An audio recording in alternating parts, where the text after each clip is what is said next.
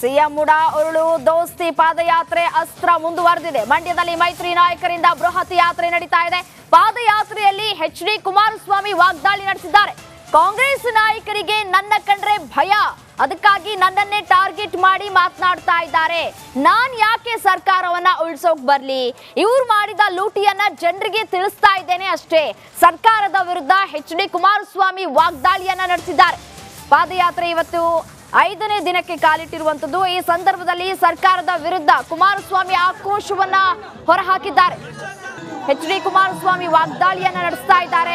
ನಾನು ಯಾಕೆ ಸರ್ಕಾರವನ್ನ ಉಳಿಸೋಕೆ ಬರ್ಲಿ? ಅವ್ರು ಮಾಡ್ಕೊಂಡಿರುವಂತಹ ತಪ್ಪಿಂದಲೇ, ಅವರು ಮಾಡಿರುವಂತಹ ಲೂಟಿಯಿಂದಲೇ ಇದೀಗ ಸರ್ಕಾರ ಉಳುವಂತಹ ಪರಿಸ್ಥಿತಿ ಬಂದಿರಬಹುದು. ಆದ್ರೆ ನಾನು ಆ ಒಂದು ಕೆಲಸಕ್ಕೆ ಕೈ ಹಾಕ್ತಾ ಇಲ್ಲ. ಇವರು ಮಾಡಿದ ಲೂಟಿಯನ್ನ ನಾವು ಜನರಿಗೆ ತಲುಪಿಸುವಂತಹ ಕೆಲಸವನ್ನ ಮಾಡ್ತಾ ಇದ್ದೇವೆ ಹೊರತು ಬೇರೆ ಏನು ಮಾಡ್ತಾ ಇಲ್ವಲ್ಲ ಅಂತ ಹೇಳಿ ಪ್ರಶ್ನೆಯನ್ನ ಕೂಡ ಮಾಡಿದ್ದಾರೆ. ದಳಪತಿಗಳು ಗುಡುಗಿದ್ದಾರೆ ಕಾಂಗ್ರೆಸ್ ಸರ್ಕಾರದ ವಿರುದ್ಧ. ಒಂದ್ ಕಡೆ ಸಿಎಂಗೆ ಮುಡ ಸೈಟ್ ಉರುಳು ಹಾಕೊಂಡಿರುವಂತದ್ದು, ರಾಜೀನಾಮೆಯನ್ನ ಕೊಡ್ಲೇಬೇಕು ಅವರು ಅನ್ನುವಂತಹ ವಿಚಾರವನ್ನ ಇಟ್ಕೊಂಡು ಪಾದಯಾತ್ರೆಯನ್ನ ಮುಂದುವರಿಸಲಾಗಿರುವಂತದ್ದು. ಈ ಸರ್ಕಾರದಲ್ಲಿ ಆಗಿರುವಂತಹ ಹಗರಣಗಳನ್ನ ಜನರಿಗೆ ತಲುಪಿಸುವಂತಹ ಕೆಲಸವನ್ನ ಬಿಜೆಪಿ ಮಾಡ್ತಾ ಇದೆ. ಅದೇ ರೀತಿಯಾಗಿ ಇದಕ್ಕೆ ಕುಮಾರಸ್ವಾಮಿ ಕೂಡ ವಾಗ್ದಾಳಿಯನ್ನ ಕೂಡ ನಡೆಸಿದ್ದಾರೆ. ಸಿಎಂ ವಿರುದ್ಧ ಪಾದಯಾತ್ರೆ ಮಾಡ್ತಾ ಇರೋದು ಮುಂದುವರೆದಿರುವಂತದ್ದು ದೃಶ್ಯದಲ್ಲೂ ಕೂಡ ಗಮನಿಸ್ತಾ ಇದ್ರಿ. ಸಾಕಷ್ಟು ಜನ ಈ ಒಂದು ಪಾದಯಾತ್ರೆಯಲ್ಲಿ ಭಾಗಿಯಾಗಿದ್ದಾರೆ. ಈಗ ಪಾದಯಾತ್ರೆ ಅಸ್ತ್ರವನ್ನ ಪ್ರಯೋಗಿಸ್ತಾ ಇದ್ದಾರೆ ಸಿಎಂ ವಿರುದ್ಧ. ಸಿಎಂ ರಾಜೀನಾಮೆಯನ್ನ ಕೊಡ್ಲೇಬೇಕು. ಮಂಡ್ಯದಲ್ಲಿ ಮೈತ್ರಿ ನಾಯಕರಿಂದ ಬೃಹತ್ ಪಾದಯಾತ್ರೆ ಸಾಗ್ತಾ ಇದೆ. ಪಾದಯಾತ್ರೆಯಲ್ಲಿ ಘಟಾನುಘಟಿ ನಾಯಕರು ಕೂಡ ಭಾಗಿಯಾಗಿದ್ದಾರೆ. ಬಿ.ವೈ. ವಿಜಯೇಂದ್ರ, ಎಚ್.ಡಿ. ಕುಮಾರಸ್ವಾಮಿ, ನಿಖಿಲ್ ಕುಮಾರಸ್ವಾಮಿ ಕೂಡ ಭಾಗಿಯಾಗಿದ್ದಾರೆ ಪಾದಯಾತ್ರೆಯಲ್ಲಿ. ಎಚ್.ಡಿ. ಕುಮಾರಸ್ವಾಮಿ ವಾಗ್ದಾಳಿಯನ್ನ ನಡೆಸಿದ್ದಾರೆ ಕಾಂಗ್ರೆಸ್ ಸರ್ಕಾರದ ವಿರುದ್ಧ.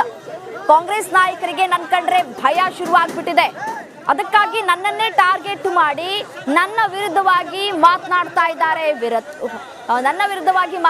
ಇದ್ದಾರೆ ಹೊರತು ಬೇರೆ ಏನೂ ಇಲ್ಲ. ನಾನು ಯಾಕೆ ಸರ್ಕಾರವನ್ನ ಉಳಿಸ್ಬೇಕು? ಸರ್ಕಾರವನ್ನ ಉಳಿಸ್ತಾರೆ ಅಂತ ಹೇಳಿ ನನ್ನ ವಿರುದ್ಧ ಮಾತನಾಡ್ತಾ ಇದ್ದಾರೆ. ನಾನು ಯಾಕೆ ಉಳಿಸ್ಬೇಕು? ಅವ್ರು ಮಾಡಿರುವಂತಹ ಹಗರಣಗಳನ್ನ ನಾವು ಜನರಿಗೆ ತಲುಪಿಸುವಂತಹ ಕೆಲಸವನ್ನ ಮಾಡ್ತಾ ಇದ್ದೇವೆ. ಒಂದು ಕಡೆ ಸಿಎಂಗೆ ಪ್ರಾಸಿಕ್ಯೂಷನ್ ತಲುಪುವಂತಹ ಆತಂಕ ಎದುರಾಗಿದ್ರೆ, ಮತ್ತೊಂದು ಕಡೆ ದೋಸ್ತಿ ಪಾದಯಾತ್ರೆ ಮುಂದುವರೆದಿರುವಂಥದ್ದು. ಇವತ್ತಿಗೆ 5ನೇ ದಿನ ಆಗಿರುವಂಥದ್ದು ಪಾದಯಾತ್ರೆ.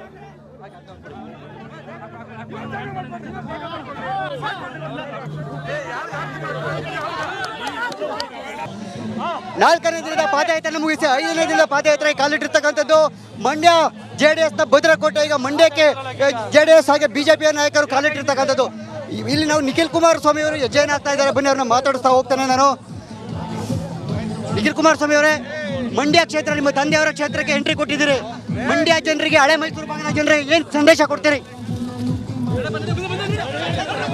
ಮಂಡ್ಯ ಜಿಲ್ಲೆಯ ಸಂಸದರು, ಕೇಂದ್ರದ ಸಚಿವರು ಮಾನ್ಯ ಕುಮಾರಣ್ಣವರು 5ನೇ ದಿನದ ಪಾದಯಾತ್ರೆಗೆ ಮಂಡ್ಯ ನಗರವನ್ನು ಈಗ ತಾನೇ ಏನು ಪ್ರವೇಶವನ್ನು ಮಾಡಿದ್ದೇವೆ. ತಂದೆಯವರು ಕೂಡ ಇವತ್ತು ಭಾಗಿಯಾಗಿದ್ದಾರೆ. ನಮ್ಮ ಜೊತೆಯಲ್ಲಿ ಹೆಜ್ಜೆಯನ್ನು ಹಾಕ್ತಾರೆ. ಎರಡು ಪಕ್ಷದ ಕಾರ್ಯಕರ್ತರಲ್ಲಿ ಈ ಒಂದು ಹುಮ್ಮಸ್ಸು ಏನು ಇವತ್ತು ರಾಜ್ಯ ಸರ್ಕಾರದ ವಿರುದ್ಧವಾಗಿ ಹೋರಾಟವನ್ನು ಮಾಡ್ತಾ ಇದ್ದೇವೆ, ಇದನ್ನು ಒಂದು ತಾರ್ಕಿಕ ಹಂತಕ್ಕೆ ತಗೊಂಡು ಹೋಗಲೇಬೇಕು ಅಂತಕ್ಕಂಥ ಹಿನ್ನೆಲೆಯಲ್ಲಿ ಎರಡು ಪಕ್ಷದ ಕಾರ್ಯಕರ್ತರು ನಮ್ಮ ಜೊತೆಯಲ್ಲಿ ಅತ್ಯಂತ ಉತ್ಸಾಹಕತೆಯಿಂದ ಹೆಜ್ಜೆ ಹಾಕ್ತಾ ಇದ್ದಾರಣ್ಣ. ಹೊಂದಿರ್ತಕ್ಕಂಥ ಹಳೆ ಮೈಸೂರು ಭಾಗದ ಸಾಕಷ್ಟು ಕಾರ್ಯಕರ್ತರು ಎಲ್ಲರೂ ಕೂಡ ನಿಖಿಲ್ ಕುಮಾರಸ್ವಾಮಿ ಅವರ ನಾಯಕತ್ವಕ್ಕೆ ಕೇಳ್ತಾ ಇದ್ದಾರೆ. ನಾಯಕತ್ವದ ಬಗ್ಗೆ ಆಗ್ರಹ ಮಾಡ್ತಾ ಇದ್ದಾರೆ ಪ್ರತಿಯೊಂದು ಕಡೆನೂ. ಇಲ್ಲಿ ಪ್ರಶ್ನೆ ಒಬ್ಬರಿಬ್ಬರ ನಾಯಕತ್ವದ ಪ್ರಶ್ನೆ ಅಲ್ಲ, ಸಾರ್ವಜನಿಕರ ಹಣ ಲೂಟಿಯಾಗಿದೆ, ನಮ್ಮ ರಾಜ್ಯದ ಸಂಪತ್ತು ಲೂಟಿಯಾಗಿದೆ.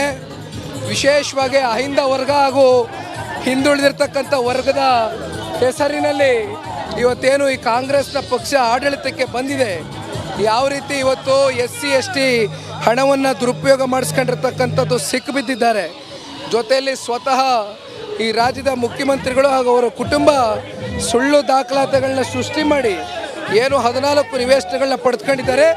ಇದರ ವಿರುದ್ಧವಾಗಿ ಇವತ್ತು ಬೆಳಕು ಚೆಲ್ತಕ್ಕಂಥ ಒಂದು ಕೆಲಸವನ್ನು ಆಗಬೇಕಾಗಿದೆ, ಅದನ್ನು ನಾವು ಮಾಡ್ತಾ ಇದ್ದೇವೆ. ಮತ್ತೆ ಕುಮಾರಸ್ವಾಮಿ ಅವ್ರನ್ನ ಸರ್ಕಾರ ಯಾರು ಉಳಿಸಕ್ಕೆ ಬಂದವ್ರೆ? ಅವ್ರು ಮಾಡಿರೋ ನಾಡಿನ ಜನತೆ ಹಣ ಲೂಟಿ ಮಾಡಿರೋದನ್ನು ಜನತೆಗೆ ತಿಳಿಸಕ್ಕೆ ಬಂದಿದ್ದೀವಿ. ಸರ್ಕಾರ ಉರುಳಿಸ್ತೀವಿ ಅಂತ ಹೇಳಿದ್ದೀವ. ಸರ್ಕಾರ ಅವರೇ ಉರುಳಿಸ್ಕೊಳ್ತಾರೆ, ನಾನು ಯಾಕೆ ತಲೆ ಕೆಡಿಸ್ಕೊಳ್ಳಿ? ಸರ್ಕಾರ ಅವರೇ ಉರುಳಿಸ್ಕೊಳ್ತಕ್ಕಂಥ ವಾತಾವರಣ ಇದ್ದಾಗ ನಾನು ಉರುಳಿಸೋಕೆ ಬರಬೇಕಾ? ನಾನು ಬಂದಿರೋದು ರಾಜ್ಯದ ತೆರಿಗೆ ಹಣ ಇವತ್ತು ಲೂಟಿಯಾಗಿದೆ, ಅದರ ಬಗ್ಗೆ ಚರ್ಚೆ ಮಾಡೋಕ್ಕೆ ಬಂದಿದ್ದೀನಿ. ಅದು ಮಾಡಿದೆ ಹಾಗೆ ಸುಮ್ಮನೆ ಇರೋಕ್ಕಾಗುತ್ತಾ? ಲೂಟಿ ಹೊಡೆಯಿಂದ ನೋಡ್ಕೊಂಡು ಸುಮ್ಮನೆ ಇರೋಕ್ಕಾಗತ್ತಾ? ಅಯ್ಯೋ, ಯಾವ ಎಲ್ಲಿಗೆ ಬೇಕಾದರೂ ಕೊಡಲಿ.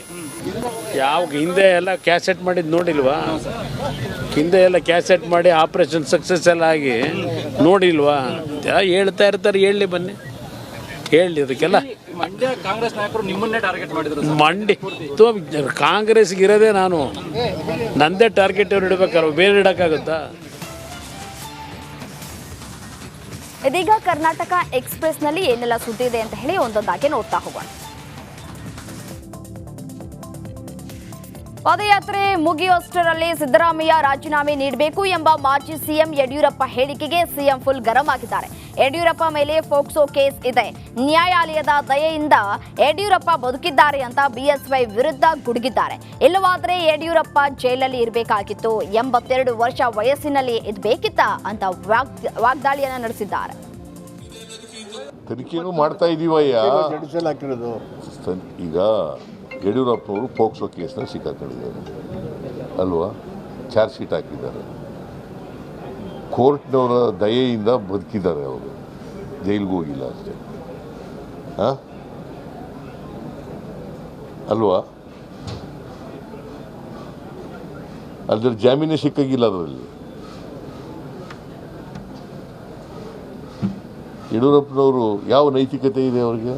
ಈ ವಯಸ್ಸಿನಲ್ಲಿ ಪೋಕ್ಸೋ ಕೇಸ್ನಲ್ಲಿ ಸಿಕ್ಕಾಕೊಂಡವ್ರೆ ಅಂತಂದ್ರೆ ನೀವು ಅದನ್ನು ಜಾಸ್ತಿ ಮಾಡೋದೇ ಇಲ್ಲ.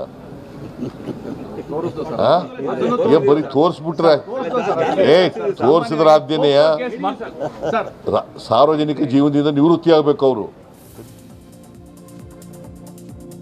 ಬಿಜೆಪಿ ಜೆಡಿಎಸ್ ನನ್ನನ್ನ ಟಾರ್ಗೆಟ್ ಮಾಡ್ತಾ ಇದ್ದಾರೆ, ನನ್ನನ್ನ ಟಾರ್ಗೆಟ್ ಮಾಡಿ ಸರ್ಕಾರವನ್ನ ದುರ್ಬಲಗೊಳಿಸುವುದಕ್ಕೆ ಯತ್ನಿಸ್ತಾ ಇದ್ದಾರೆ ಅಂತ ಮೈಸೂರಿನಲ್ಲಿ ಸಿಎಂ ಸಿದ್ದರಾಮಯ್ಯ ದೋಸ್ತಿಗೆ ಟಕ್ಕರ್ ಕೊಟ್ಟಿದ್ದಾರೆ. ಈ ಹಿಂದೆ ಆಪರೇಷನ್ ಕಮಲದ ಮೂಲಕ ಸರ್ಕಾರ ದುರ್ಬಲಗೊಳಿಸೋದಕ್ಕೆ ಯತ್ನಿಸಿದ್ರು, ಅದು ವಿಫಲವಾಗ್ತಾ ಇದ್ದಂತೆ ಈ ರೀತಿ ನನ್ನನ್ನ ಟಾರ್ಗೆಟ್ ಮಾಡ್ತಾ ಇದ್ದಾರೆ, ಅದು ಯಶಸ್ವಿ ಆಗೋದಿಲ್ಲ ಅಂತ ಗುಡುಗಿದ್ದಾರೆ. ಅವರು ನನ್ನನ್ನು ಯಾಕೆ ಟಾರ್ಗೆಟ್ ಮಾಡ್ತಾವ್ರೆ? Why they are targeting me? It is because ಈ ಸರ್ಕಾರನ ದುರ್ಬಲಗೊಳಿಸಬೇಕು, ಅಸ್ಥಿರಗೊಳಿಸಬೇಕು ಅನ್ನೋ ಕಾರಣಕ್ಕೋಸ್ಕರ. ಯಾಕಂತಂದರೆ ಟ್ರೈಡ್ ಆಪರೇಷನ್ ಕಮಲ ಮಾಡೋಕ್ಕೆ ಪ್ರಯತ್ನ ಮಾಡಬೇಕು, ಅದಾಗಲಿಲ್ಲ. ಅದಕ್ಕೆ ಬಿ ಜೆ ಪಿಯವರು ಜೆ ಡಿ ಎಸ್ನವರು ಇಬ್ಬರು ಸೇರ್ಕೊಂಡು ಅಸ್ಥಿರಗೊಳಿಸಲಿಕ್ಕೆ ಪ್ರಯತ್ನವನ್ನು ಮಾಡ್ತಾ ಇದ್ದಾರೆ. ಕಾಂಗ್ರೆಸ್ ಸರ್ಕಾರದಲ್ಲಿ ನಡೆದ ಸಾಲು ಹಗರಣ ಖಂಡಿಸಿ ಬಿಜೆಪಿ ಜೆಡಿಎಸ್ 5ನೇ ದಿನದ ಪಾದಯಾತ್ರೆಯನ್ನ ಮಾಡ್ತಾ ಇದೆ. ಮಂಡ್ಯ ನಗರದತ್ತ ಬಿಜೆಪಿ ಜೆಡಿಎಸ್ ಪಾದಯಾತ್ರೆ ಹೊರಟಿದೆ. ವಿಜಯೇಂದ್ರ ಪಂಚೆ ಉಟ್ಟು ಪಾದಯಾತ್ರೆಯಲ್ಲಿ ಭಾಗಿಯಾಗಿದ್ದಾರೆ. ವಿಜಯೇಂದ್ರಗೆ ಬೃಹತ್ ಕಬ್ಬಿನ ಹಾರ ಹಾಕಿ ಸ್ವಾಗತವನ್ನ ಮಾಡಿದ್ದಾರೆ. ಶಶಿಕಿರಣ್ ಕನೆಕ್ಷನ್ ಹಾಲ್ನಿಂದ ಪಾದಯಾತ್ರೆ ಆರಂಭಗೊಂಡಿದೆ. 100 ಮಂದಿ ಪಾದಯಾತ್ರೆಯಲ್ಲಿ ಭಾಗಿಯಾಗಿದ್ದಾರೆ.